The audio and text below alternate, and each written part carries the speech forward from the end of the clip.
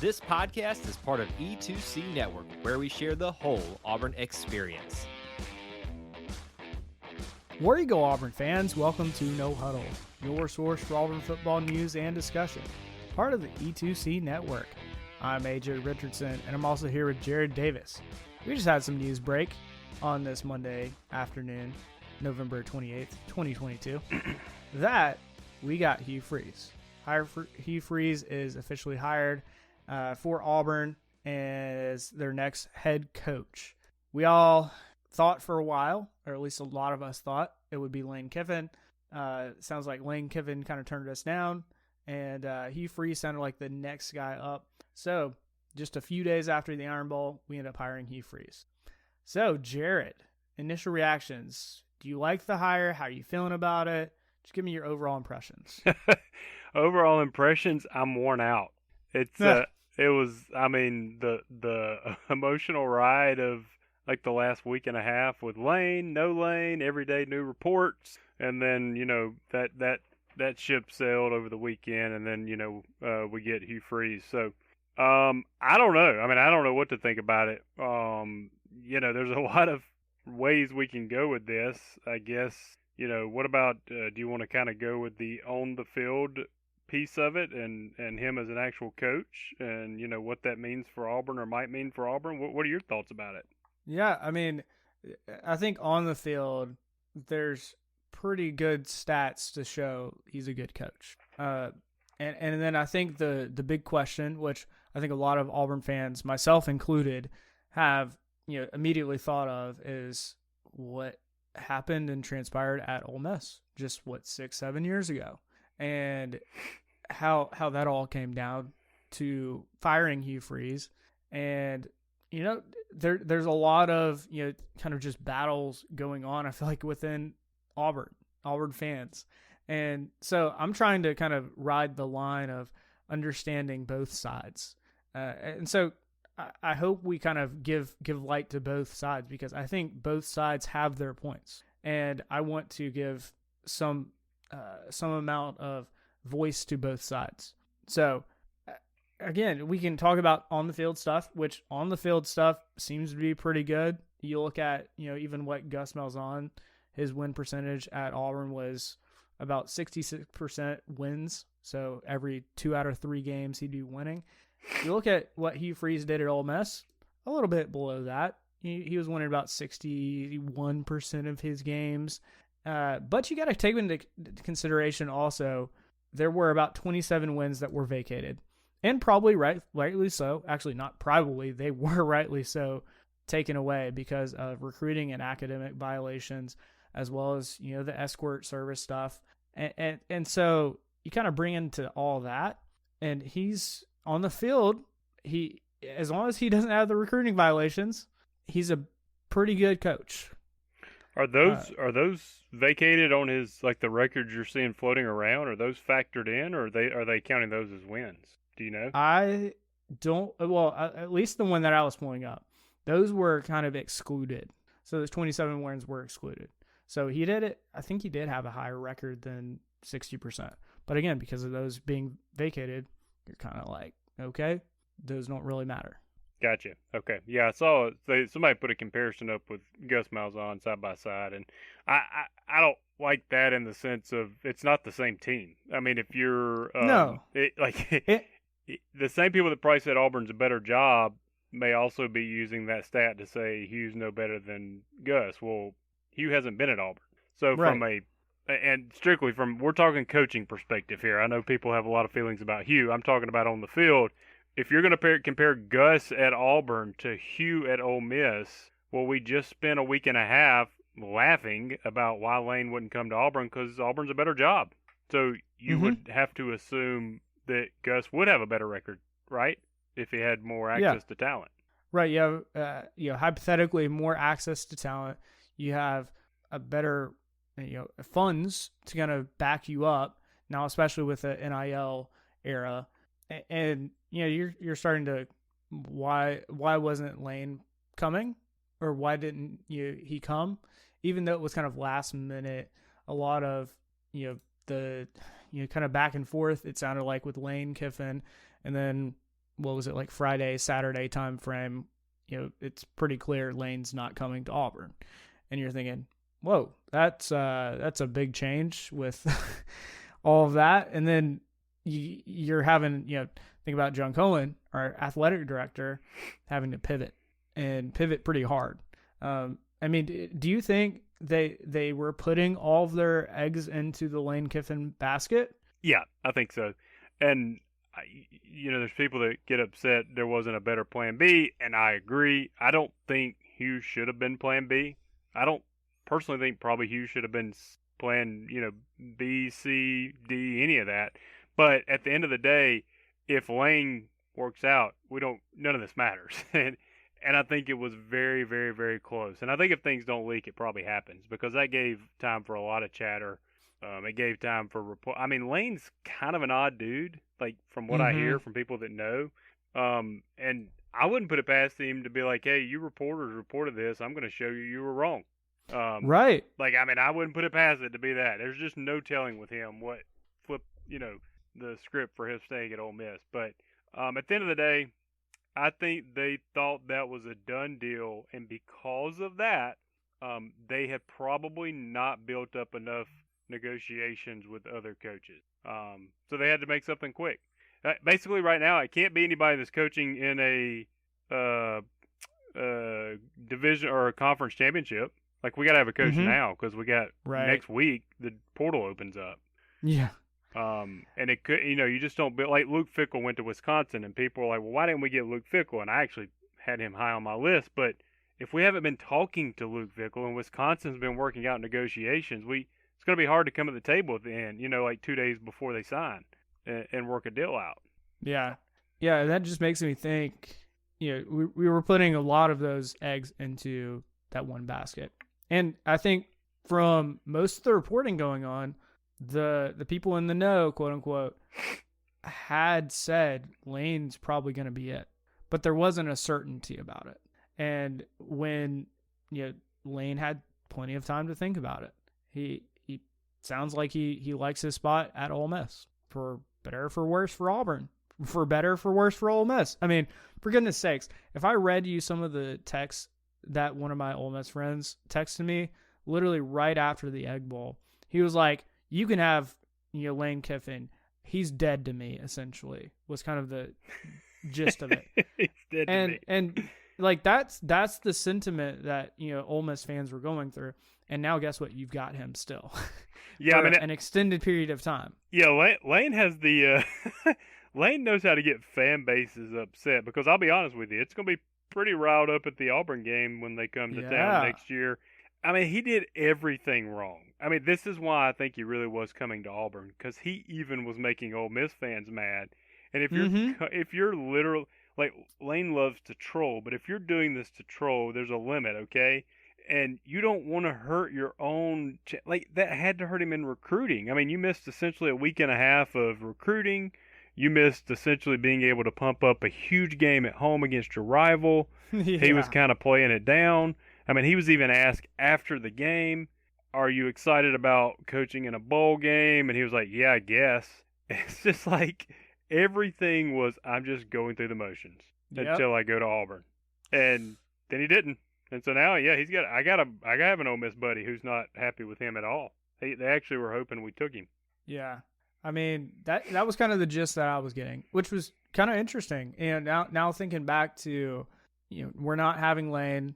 We now have Hugh Freeze. It was also, Ole Miss coach. How does that, I don't know, very interesting. Kind of weird dynamics there. Let me say that real quick.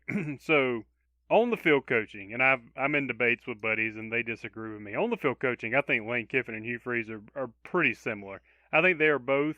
I think their floor is 8-4. I think that they can very possibly, with things falling right, become perennial 10-2. Mm-hmm. I think they're very similar in that regard. They both have flaws, even on the field. I think he was probably a little better recruiter, although we'll have to find out, because there were ways he was doing it at Ole Miss. Can he do it, even playing field? And in the NIL world, where I think that's where, you think back to, like you say, like certain people were born in the wrong generation. Like Hugh Freeze started coaching in the wrong In the wrong generation. generation. So here's where my buddy plays devil advocate. He said, well, Jared, everybody can do NIL now, so he doesn't have an advantage. And while that's true, not everybody has the amount of money Auburn has. So I think that can flip the advantage back to Auburn. But at the end of the day, I think Hugh and Lane are almost, from a wins-loss every year perspective, I think they're very similar candidates. I think, here's where my point was going. I think landing Lane would have just been a symbol of, okay, Auburn has gotten their stuff together. We went after something we wanted, and we got it. And that does not happen much. And when that fell through, it was almost deflated.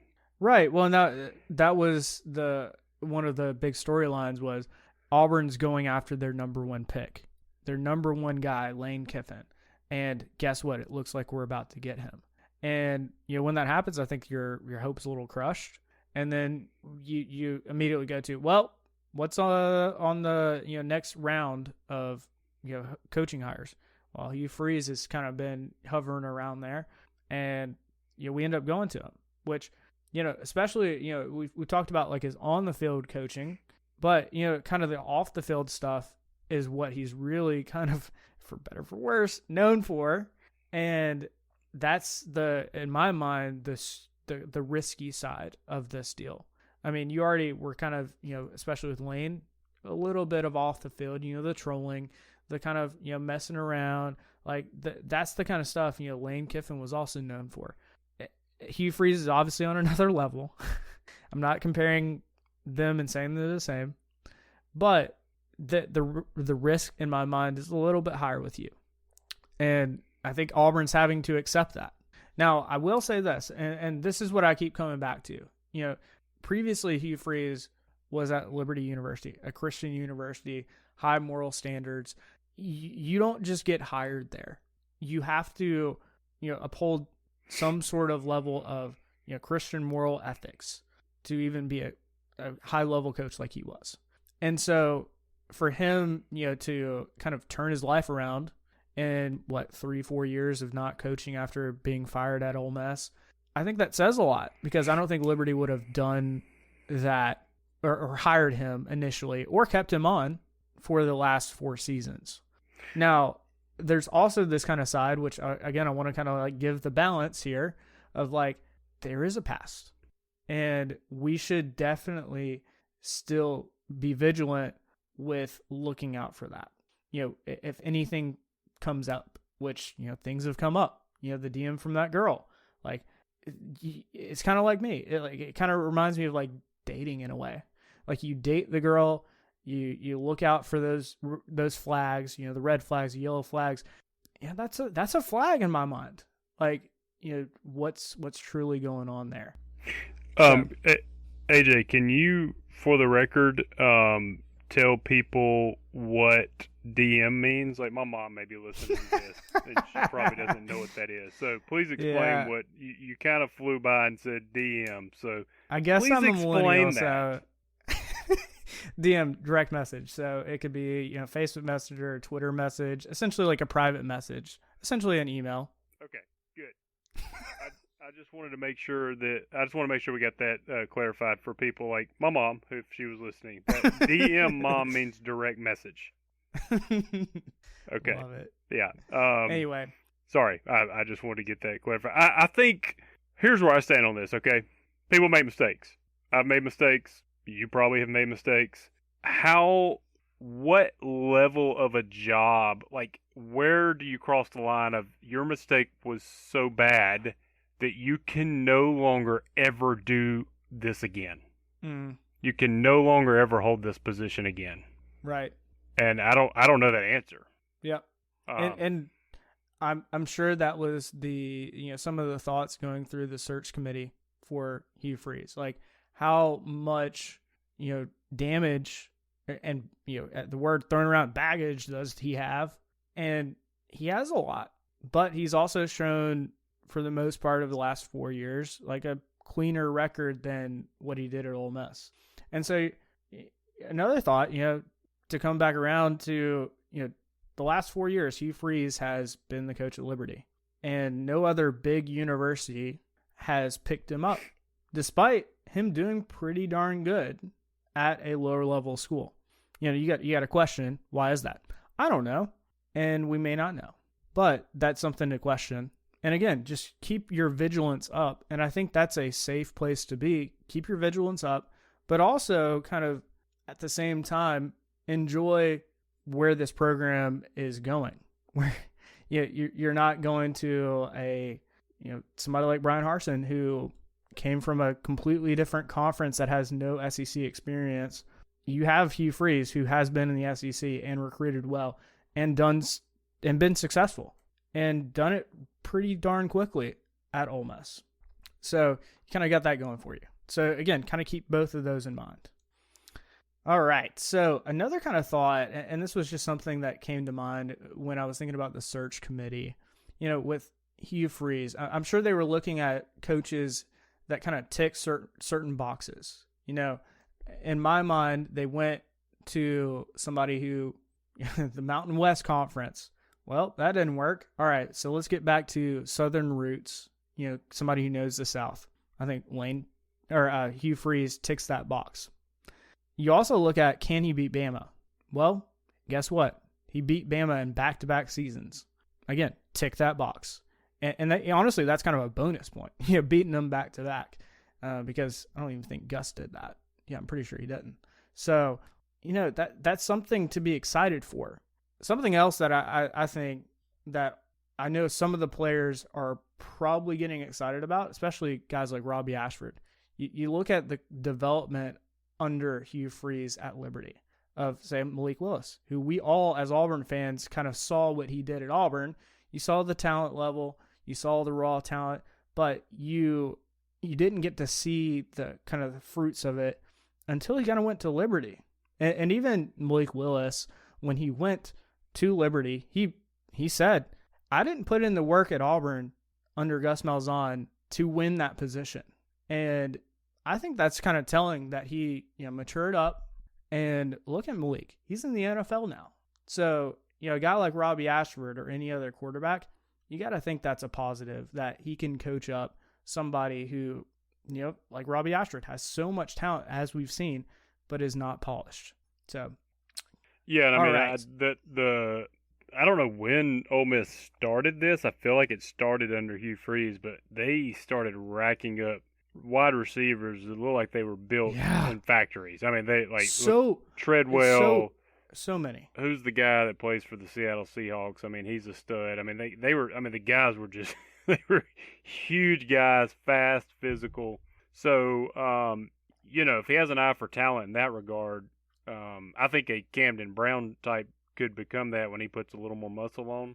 Yeah. I think even kind of like a Sammy Coates kind of was that, from that physical body nature. So, yeah, I think, there's on the field, obviously, he's never won a championship. There's people that are like, well, he's never won a championship. And I'm like, I know, that's a very small window of people you could go hire. And you probably would not get anybody that's won a championship. So, he's got experience in the SEC. He has won some big games. He has also lost some games that he should not have, probably. You would hope that between our NIL, our facility, and if everybody in the administrative side can get pulling in the same direction, we can get enough talent here to where, we don't lose the games we should, and we get more consistent like Georgia. We're not going to probably be 12-0 like Georgia's doing, especially not back-to-back years. But, can we get to, back-to-back 10-win seasons, Mm-hmm. I don't think that's out of the question. I think Hugh could do that. Yeah.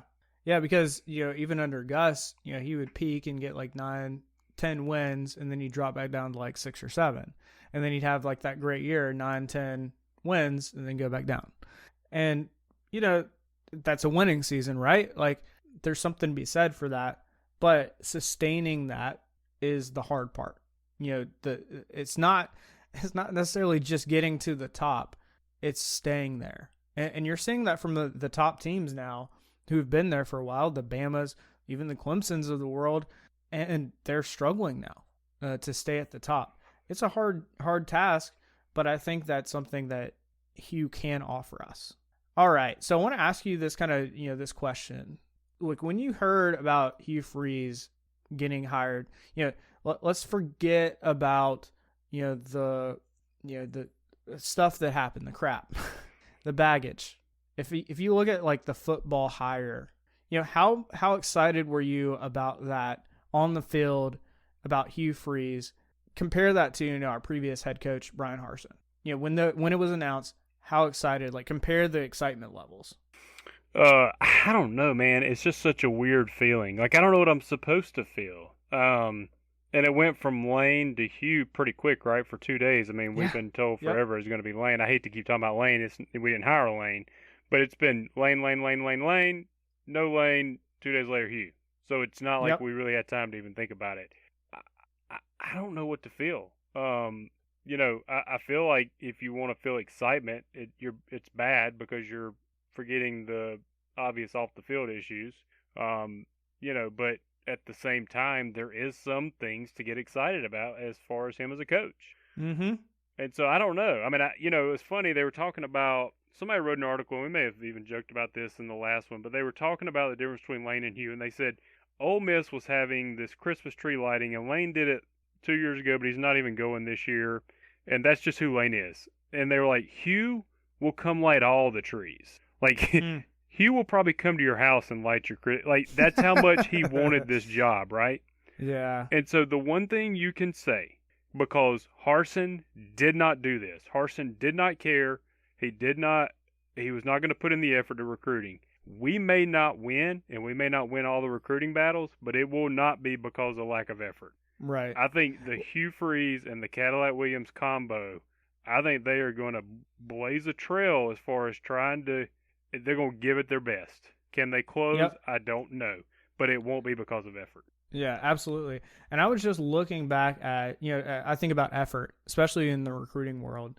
The top 10, top 15 classes that Hugh Freeze was able to bring in, they were back-to-back type classes.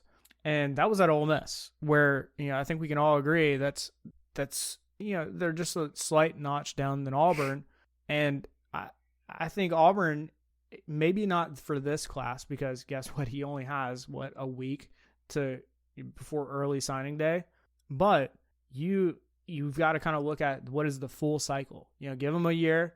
And I think you are looking at somebody who could bring in some big recruits, as long as I think it comes down to win. Can you win? And can you get those, next guys excited? And I think once those two kind of come together, you got a winning recipe. And we don't know. Is he going to win at Auburn? Yeah, he hasn't been at a, big school like Auburn in a while. I think it's been like 6 years since Ole Miss.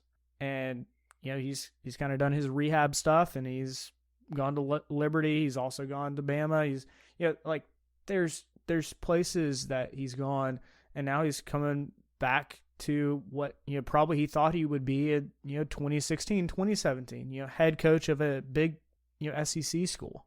That's what he's kind of been dreaming about, and now he gets that opportunity again. And will he capitalize off of that? It's yet to be seen. But you got to think the desire, like you said, the kind of the drive inside of him is a lot. He wants to do it. And so I think that kind of leads us into, what are some of the first things you think Hugh's going to do while as head coach? I think number one in my mind is recruiting, but then straight off the bat, I think, I don't know, addressing the allegations, addressing your past, that kind of stuff.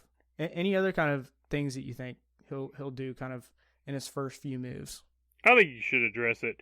I think human beings want to forgive. Twitter and Facebook people talking do not. But That's so true. when we put our phone down and we're human, we want to forgive. And I think and we like people that are vulnerable. I go back to, totally off topic, right?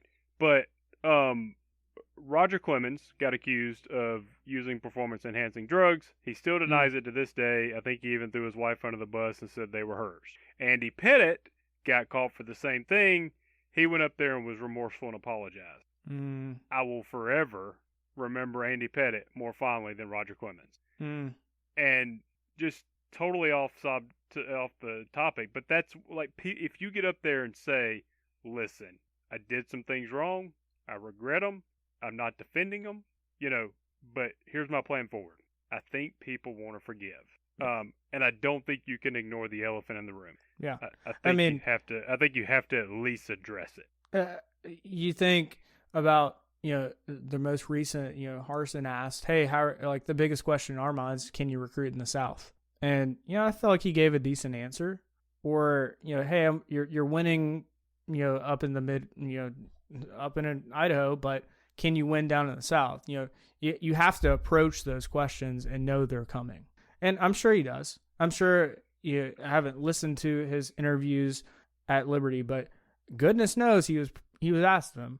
So he knows they're coming from Auburn. And, with the number of fans that are kind of in the, wow, this just happened. I can't believe Auburn, my university, did this. How does this back up? I've seen people say he doesn't back up, what the creed says. If anything, he goes against that. And I'd challenge you to look at the last few years of what he's done.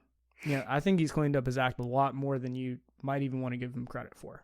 So I think it goes back to keep that in mind. I think it goes back to again. Some people think that the mistakes he has made took away his chance to ever be a coach at a big time program. Yeah, and maybe rightly so. I'm not the won't judge. argue with him.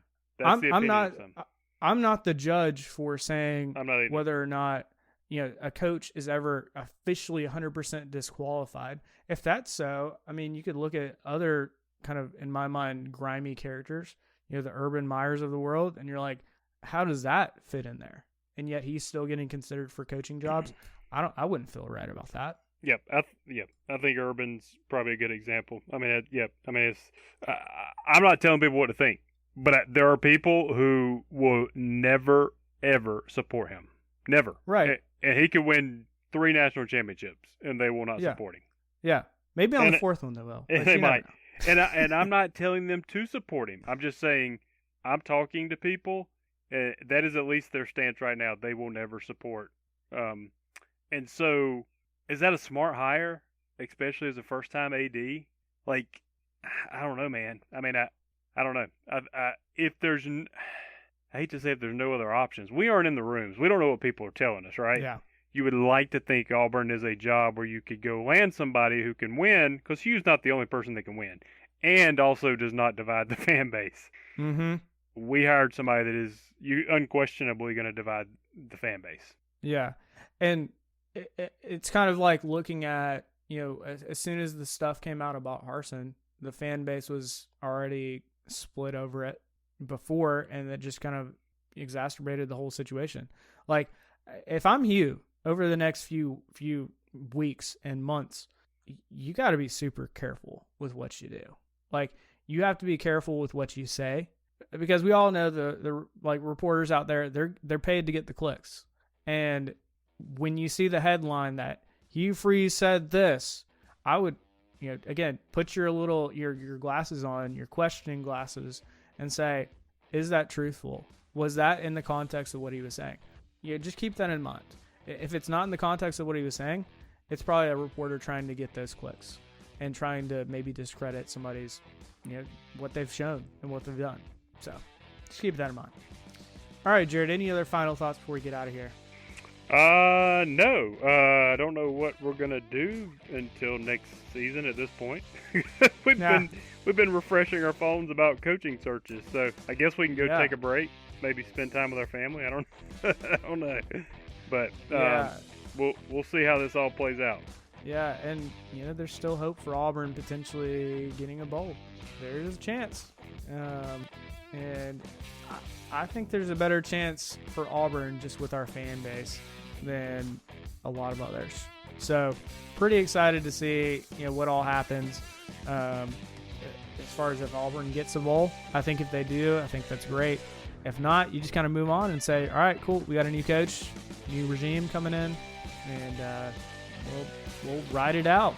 I mean, I hope this is a good ride, but you can never be sure, especially with just the way college football is. Yep, you never know, man. You never know. And that's the fun ride of it. That's the fun ride. You got it. Alrighty. How can the people stay in touch with you, Jared? They can find me on Facebook under my name, Jared Davis. And you can find me on Twitter at AJAY_. It's always great to be an Auburn Tiger and War Eagle. War Eagle. Thank you for tuning in to today's episode on the E2C Network. On your way out, I want to remind you to stop by e2cnetwork.com. It's your one-stop shop for all our content across our podcast, YouTube channel, and much more. To stay up to date with us, make sure you're following social media accounts such as Facebook, Twitter, and Instagram. While our content here may always be Auburn sports heavy, if it's orange and blue, it's what we do. War Eagle.